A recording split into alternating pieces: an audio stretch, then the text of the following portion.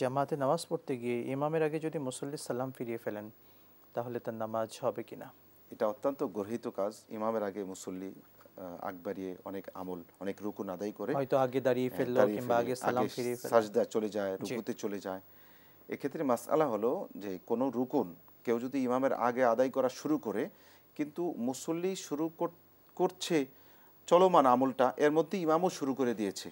যেমন আমি আগে আসসালামু আলাইকুম বলে ফেললাম, বলতে বলতে ইমামও আসসালামু আলাইকুম বলা শুরু করে দিয়েছে, সেক্ষেত্রে আমার গুনাহ হবে কিন্তু নামাজ নষ্ট হবে না। নষ্ট হবে না। কিন্তু যদি এমন হয় যে রুকুনটা আমি শেষ করার পরে ইমাম শুরু করেছে, জি। সেক্ষেত্রে আমার নামাজ নষ্ট হয়ে যাবে।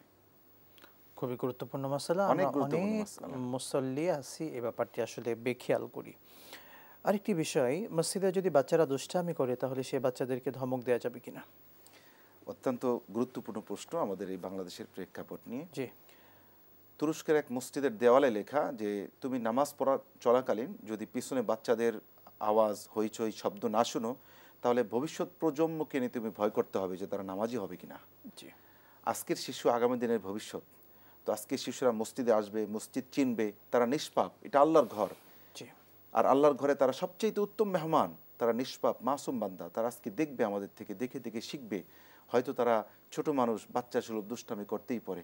তাই বলে আমি সর্বোচ্চ তাকে বুঝিয়ে বলতে পারি নামাজের পরে সুন্দর ভাষায় একটি চকলেট দিয়ে, আমার কারণে কয়জনে মসজিদে আসলো, আল্লাহ তাআলা এই প্রশ্ন যদি না করেন, কিন্তু একটা প্রশ্ন অত্যন্ত কঠিনভাবে ধরা হবে যে তোমার কারণে কয়জন মসজিদ থেকে বের হয়ে গেল। জি।